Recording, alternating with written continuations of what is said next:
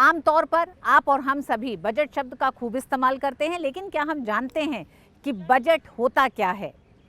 किस तरह से सरकार बजट पेश करती है? बजट कितने तरह का होता है? और सरकार टैक्स से इतर किन किन माध्यमों से अपनी कमाई करती है? तो इन तमाम सवालों के जवाब लेकर आए हैं हम इस कार्यक्रम में। साथ ही आपको बताएंगे कि किसी देश के लिए बजट आखिर क्यों इतना महत्वपूर्ण होता है। तो आइए शुरुआत करते हैं इस कार्यक्रम की और जानते हैं बजट से जुड़ी तमाम उन जानकारियों को जो आपके लिए जानना जरूरी है।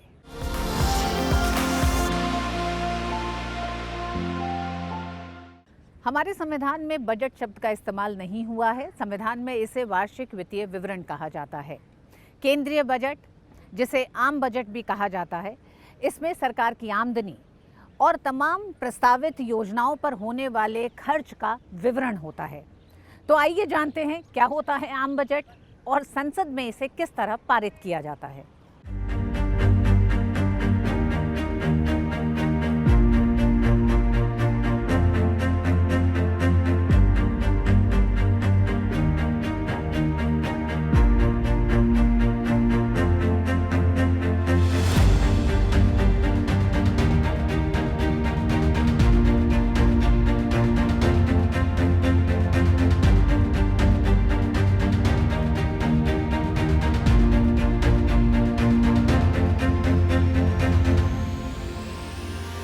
बजट एक ऐसा शब्द है जिसे हम अक्सर अपने आम जीवन में इस्तेमाल करते हैं। जिस तरह से हम अपने खर्चे के लिए बजट बनाते हैं, उसी तरह से सरकार भी अपने खर्च, आय व्यय का लेखा जोखा बनाती है।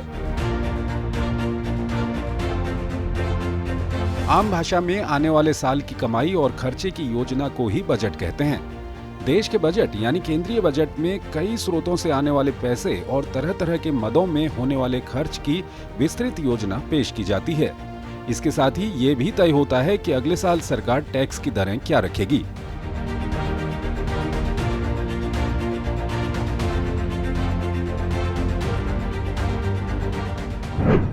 बजट एक सरकारी डॉक्यूमेंट होता है जिसमें सरकार की कमाई और खर्च का ब्यौरा होता है। इसमें पिछले एक साल का ब्यौरा शामिल किया जाता है। इसके अलावा सरकार अगले वर्ष किस मद में कितना खर्च करेगी, इसकी जानकारी भी बजट में होती है। साथ ही इसमें भावी योजनाओं का भी जिक्र होता है। इस तरह बजट को गौर से देखने पर यह साफ होता है कि इसमें 3 साल के आंकड़े होते हैं। सरकार तो चलेगी बजट से, बिना धन के सरकार कैसे चलेगी?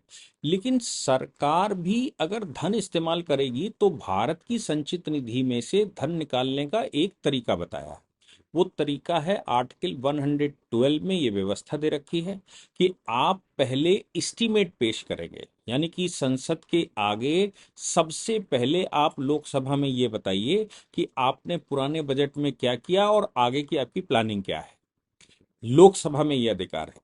तो जब आप उसको प्लानिंग अपनी पूरी बताते हैं, उसके बाद आप बताते हो कि हम अगले वर्ष में क्या करने वाले हैं और हमें धन की आवश्यकता है। जब आप वो अपना प्रपोजल या सरकार अपना प्रपोजल रखती है तो उस प्रपोजल पर संसद रिएक्ट करती है। संसद मतलब सभी चुने हुए सदस्य रिएक्ट करते हैं। संसद के रिएक्शन के बाद बजट पास होता है।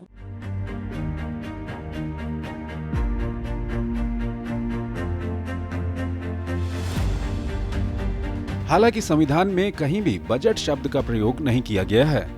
दरअसल बजट शब्द फ्रेंच भाषा के बुचेत से निकलता है, जिसका अर्थ होता है चमड़े का थैला।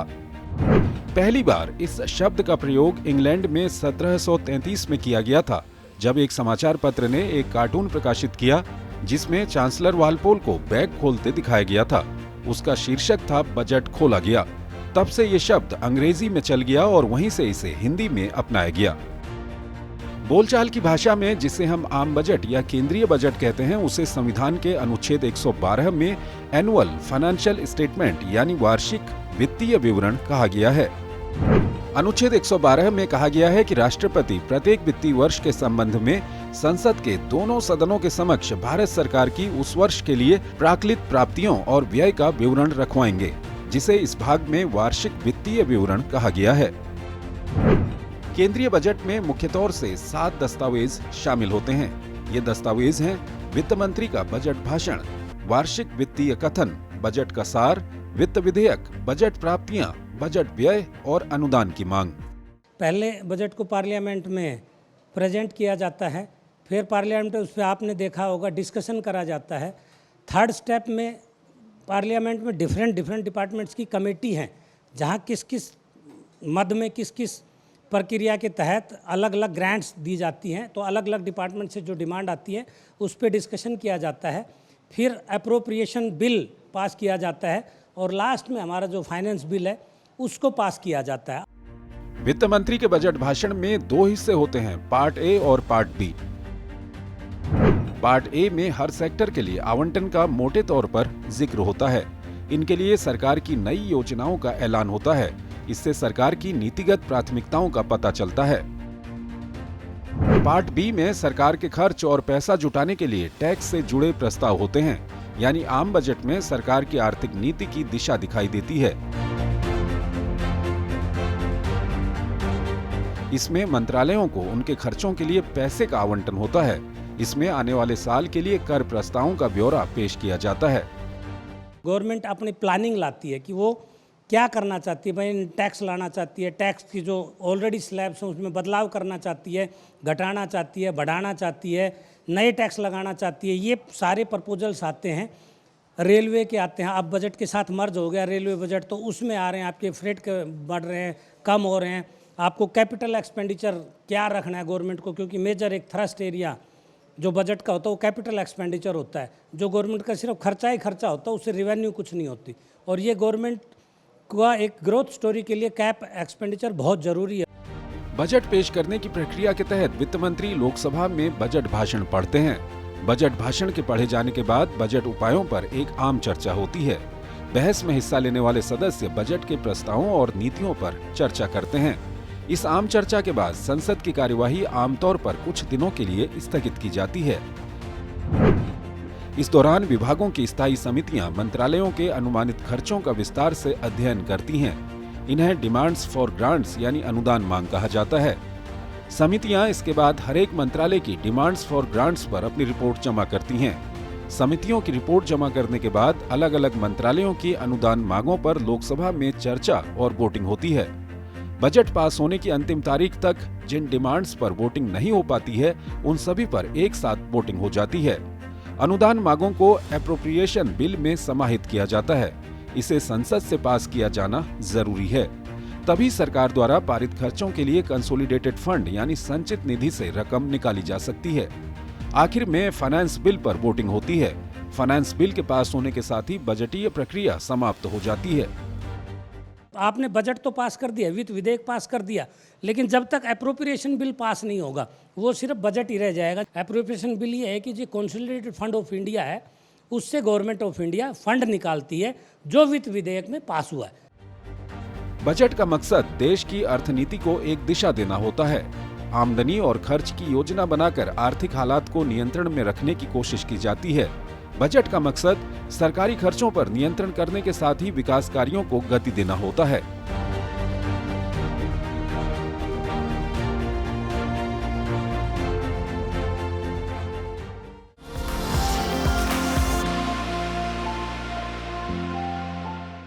ये तो बात हुई बजट क्या होता है और कैसे पारित होता है, लेकिन इससे भी महत्वपूर्ण बात यह है कि बजट तैयार कैसे किया जाता है। इतने बड़े देश और उसके लोगों के कल्याण से जुड़ी हर बात को शामिल करना एक बेहद बड़ी प्रक्रिया है और एक मुश्किल प्रक्रिया भी है। इसलिए बजट बनाने की प्रक्रिया बेहद जटिल और गोपनीय होती है। वित्त मामलों से जुड़े तमाम विशेषज्ञों के साथ कई दौर की बैठक, मंथन और विचार विमर्श के बाद बजट तैयार किया जाता है। आइए आपको बताते हैं कि किस तरह से ये पूरी प्रक्रिया संपन्न होती है और कैसे तैयार होता है बजट।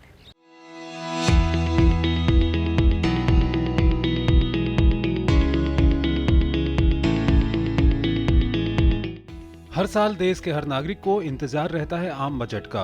वित्त मंत्री के पिटारे से आम लोगों के लिए राहत या कोई कड़वी घुट्टी, ये जानने की उत्सुकता हर किसी को होती है। लेकिन इससे भी दिलचस्प है बजट बनने की प्रक्रिया। आमतौर पर बजट की तैयारी कई महीने पहले से शुरू हो जाती है और कई प्रक्रियाओं से गुजरने के बाद तैयार होता है देश का आम बजट।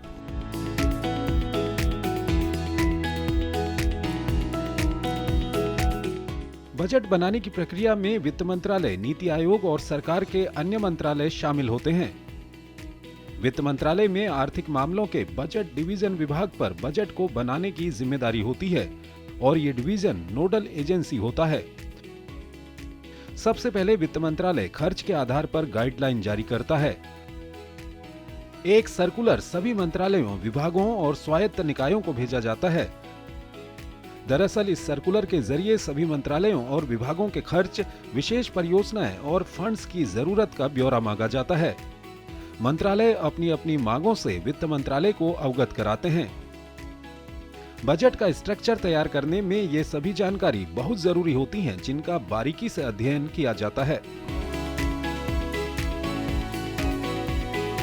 बजट बनाने में जिस मामले पर सबसे ज्यादा चर्चा होती है उनमें से एक टैक्स भी है। वित्त मंत्रालय के अधिकारी रायसीना हिल्स पर नॉर्थ ब्लॉक में उद्योग संघों, वाणिज्य मंडलों, किसान समूहों और ट्रेड यूनियनों के साथ कई बैठकें कर विचार विमर्श करते हैं। इसी दौरान सभी मिलकर टैक्स छूट पर भी बहस करते हैं, जिससे बजट बनाने का काम आसान हो सके। इसके अलावा बजट पर वित्त मंत्रालय की नियमित बैठकों में वित्त सचिव, राजस्व सचिव, संयुक्त सचिव, बजट समेत वित्त विभाग के तमाम महत्वपूर्ण सचिवों और सभी केंद्रीय सीमा एवं उत्पाद शुल्क बोर्ड के अध्यक्ष भी शामिल होते हैं। आर्थिक मामलों का विभाग और राजस्व विभाग किसान, कारोबारी, FII, अर्थशास्त्री और सिविल सोसाइटी जैसे हितधारकों के साथ बैठक करते हैं। बैठकें पूरी होने के बाद वित्त मंत्री को बजट पर मिलने वाली योजनाओं और खर्चों के सुझाव व्यय विभाग को भेजे जाते हैं। वहीं टैक्स संबंधित सुझाव टैक्स रिसर्च यूनिट यानी TRU को भेजे जाते हैं। इसके बाद ही बजट में किन प्रस्तावों को शामिल करना है और किसे नामंजूर करना है, ये तय कर लिया जाता है। ऑल ओवर क्योंकि कंट्री का बजट होता है तो ये इसकी प्रक्रिया कुछ महीनों से ही पहले से शुरू हो जाती है, जहाँ पे अलग अलग इंडस्ट्री के रिप्रेजेंटेटिव से उनके व्यूज़ और उनके पॉइंट्स लिए जाते हैं। आम आदमी के भी पॉइंट्स समझे जाते हैं, जो भी उनके एसोसिएशंस होते हैं तो उनके पॉइंट्स भी मेंशन किए जाते हैं, जिसके अंदर उनकी सारी एक्सपेक्टेशंस की क्या टैक्स सेविंग्स के ऑप्शंस हो सकते हैं, कहाँ का इन्वेस्टमेंट किया जा सकता है, क्या उनकी प्रॉब्लम है और किन किन चीज़ों पे बेसिकली अगर हम कंपेयर करते हैं दूसरी कंट्रीज से या किसी भी चीज़ से कि कहाँ पे एक्स्ट्रा, जहाँ गवर्नमेंट एक्स्ट्रा पैसा चार्ज कर रही है टैक्स के फॉर्म में, जहाँ पे उनको रिलैक्सेशन दिया जा सके। सभी प्रस्तावों को शामिल करने के बाद बजट का ब्लू शीट तैयार किया जाता है। ब्लूप्रिंट एक नीले रंग का कागज होता है, जिसके अंदर तैयार हो चुके बजट के सभी दस्तावेजों के मुख्य बिंदु होते हैं। इन दस्तावेजों को वित्त मंत्री भी अपने पास नहीं रख सकते हैं। इन दस्तावेजों को केवल जॉइंट सेक्रेटरी की कस्टडी में रखा जाता है। पहले ब्लू शीट ड्राफ्ट को बजट के कुछ हफ्ते पहले तैयार किया जाता है, जिसमें बजट प्रपोजल और सरकार के वार्षिक खर्च का ब्यौरा होता है। सब कुछ तय होने के बाद बजट में टैक्स प्रस्तावों पर अंतिम फैसला वित्त मंत्री के साथ लिया जाता है और बजट को अंतिम रूप देने से पहले प्रस्तावों पर प्रधानमंत्री के साथ चर्चा की जाती है। इसके बाद ही बजट को फाइनल समझा जाता है, यानी इसे छपने के लिए भेजा जा सकता है। बजट के पेश होने तक इसे गोपनीय रखना सबसे बड़ी चुनौती होती है, इसलिए हलवा सेरेमनी के बाद छपाई के लिए बजट से जुड़े अधिकारी दुनिया से कट जाते हैं।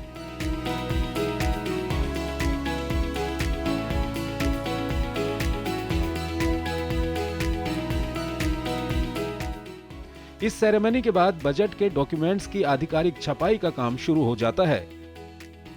प्रिंटिंग नॉर्थ ब्लॉक में ही की जाती है, जहां बजट के डॉक्यूमेंट की छपाई के वक्त वित्त मंत्रालय के करीब 100 अधिकारियों को करीब 10 दिनों के लिए नॉर्थ ब्लॉक के एक बेसमेंट में ही रहना पड़ता है। हलवा सेरेमनी के बाद ये अधिकारी अपने घर वालों से भी नहीं मिल पाते। बजट बनाने की प्रक्रिया में सरकार की कोशिश होती है कि हर वर्ग के लोगों की रायशुमारी पर ध्यान दिया जाए, साथ ही सभी मंत्रालयों और विभागों की जरूरतों का भी ख्याल रखने की भरपूर कोशिश होती है।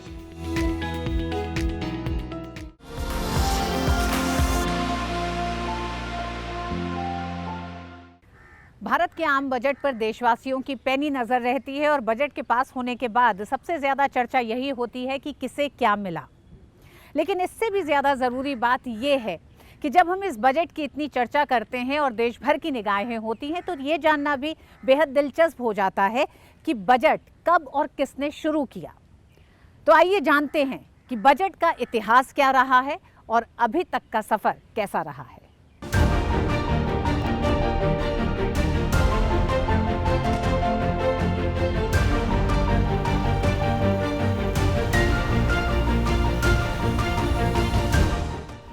भारत में बजट पेश करने का इतिहास 150 साल से ज्यादा पुराना है।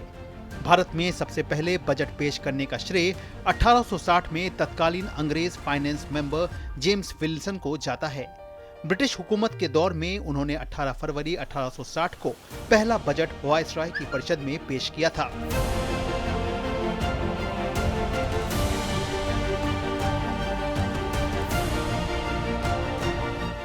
वहीं आधुनिक भारत में बजट परंपरा की जड़ें 1944 के बॉम्बे प्लान से जुड़ी हुई हैं, जब जॉन मथाई, जीडी बिरला और जेआरडी टाटा ने भारत के आर्थिक विकास की योजना के नाम से एक दस्तावेज पेश किया था। आजादी के बाद देश का पहला अंतरिम बजट 26 नवंबर 1947 को तत्कालीन वित्त मंत्री आर.के. षणमुगम शेट्टी ने पेश किया था। इसमें किसी नए कर का कोई प्रस्ताव नहीं था, ये एक अंतरिम बजट था। दरअसल अंतरिम बजट तब पारित किए जाते हैं जब लोकसभा का विघटन नजदीक होता है या नई सरकार निर्वाचित होकर आई हो और उसके पास बजट की तैयारी के लिए पर्याप्त समय नहीं हो। आर.के. षणमुगम शेट्टी के बाद जॉन मथाई आजाद भारत के दूसरे वित्त मंत्री बने। उन्होंने 1949-50 और 1950-51 के 2 बजट पेश किए। 1950-51 का बजट गणतंत्र देश होने के बाद पेश होने वाला भारत का पहला बजट था। इस तरह जॉन मथाई ने गणतंत्र भारत का पहला बजट 28 फरवरी 1950 को पेश किया था। इस बजट में पहली बार योजना आयोग और पंचवर्षीय योजना का जिक्र किया गया। अगले वित्त मंत्री सी.डी. देशमुख बने, जो भारतीय रिजर्व बैंक के पहले गवर्नर भी थे। उन्होंने 1951-52 का अंतरिम बजट प्रस्तुत किया था। देश में पहला आम चुनाव दिसंबर और फरवरी 1952 के बीच संपन्न हुआ था। इस तरह सी.डी. देशमुख ने देश की पहली चुनी हुई सरकार का बजट संसद में पेश किया था। 1955-56 से पहले बजट सिर्फ अंग्रेजी भाषा में ही तैयार होता था, लेकिन तत्कालीन वित्त मंत्री सी.डी. देशमुख की पहल पर पहली बार 1955-56 से बजट के पेपर हिंदी में छपने लगे। जवाहरलाल नेहरू देश के पहले ऐसे प्रधानमंत्री थे जिन्होंने प्रधानमंत्री रहते हुए 1958 में बजट पेश किया था, जबकि इंदिरा गांधी ने मोरारजी देसाई के इस्तीफे देने के बाद 1970 का आम बजट पेश किया था। इस तरह संसद में बजट पेश करने वाली वे एकमात्र महिला प्रधानमंत्री हैं। देश के 4 प्रधानमंत्री ऐसे हुए हैं जो वित्त मंत्री पद पर भी काम कर चुके थे। इनमें मोरारजी देसाई, चौधरी चरण सिंह, विश्वनाथ प्रताप सिंह और मनमोहन सिंह शामिल हैं। वहीं प्रधानमंत्री रहते हुए जवाहरलाल नेहरू और इंदिरा गांधी के पास वित्त मंत्री का पद भी रहा। देश में सबसे ज्यादा बार बजट पेश करने वाले वित्त मंत्री की बात करें तो यह रिकॉर्ड मोरारजी देसाई के नाम है। उन्होंने कुल 10 बार बजट पेश किया। इसमें 8 बार वार्षिक बजट और 1962 और 1967 में 2 बार अंतरिम बजट शामिल है। 1964 और 1968 का आम बजट मोरारजी देसाई ने अपने जन्मदिन के दिन पेश किया था और ऐसा करने वाले वे एकमात्र वित्त मंत्री हैं।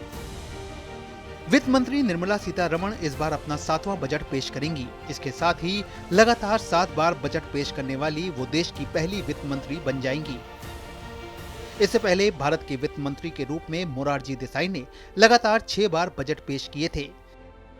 निर्मला सीतारमण 2019-20 का केंद्रीय बजट पेश करने वाली देश की पहली महिला वित्त मंत्री बनी। उनसे पहले इंदिरा गांधी ने 1970 में बजट पेश किया था, लेकिन तब वह देश की प्रधानमंत्री थीं और वित्त मंत्रालय का प्रभार भी संभाला था।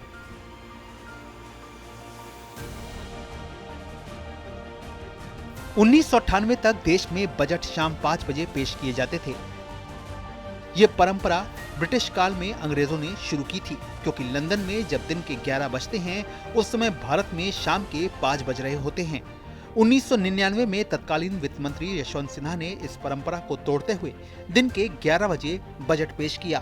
तब से 11 बजे दिन में ही बजट पेश किया जाता है। वहीं साल 2017 से पहले रेल बजट और आम बजट अलग अलग पेश किए जाते थे। रेल बजट को एक वर्त कमेटी की रिपोर्ट पर आम बजट से अलग कर पहली बार भारत में 1924 में प्रस्तुत किया गया था, लेकिन 2017 में रेल बजट को केंद्रीय बजट में मिला दिया गया। रेल बजट और जनरल बजट अमैलगमेट होंगे। There will be only one budget, which will be the general budget, and all proposals with regard to the railways will be a part of the general budget. Arun Jaitley पहले वित्त मंत्री बने जिन्होंने साल 2017 में आम बजट के साथ ही रेल बजट को पेश किया। अब भारत सरकार के लिए केवल एक ही बजट है, यूनियन बजट। इसके साथ ही 2017 से बजट हर साल 1 फरवरी को पेश किया जाता है, जबकि 2017 से पहले ये फरवरी के आखिरी दिन पेश किया जाता था। प्रधानमंत्री नरेंद्र मोदी के नेतृत्व वाली सरकार के लगातार दूसरे कार्यकाल के लिए सत्ता में आने के तुरंत बाद पुराने बजट ब्रीफकेस को बही खाता से बदल दिया गया। वित्त मंत्री निर्मला सीतारमण ने 2019 में अपने पहले बजट के दौरान ब्रीफकेस की जगह लाल रंग की बही खाता का इस्तेमाल किया था। इस तरह एक और औपनिवेशिक प्रतीक का त्याग कर दिया गया।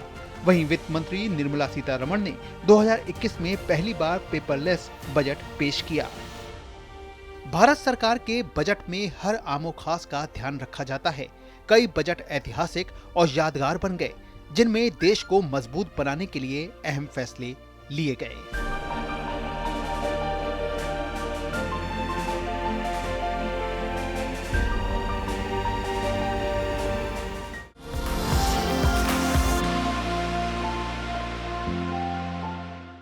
तो ये थी बजट इतिहास और बजट से जुड़ी तमाम जानकारियों को आप तक लाने की हमारी एक कोशिश। इस कार्यक्रम में बस इतना ही। डीडी न्यूज़ पे खबरों का सिलसिला जारी है। मुझे दीजिए अनुमति। नमस्कार।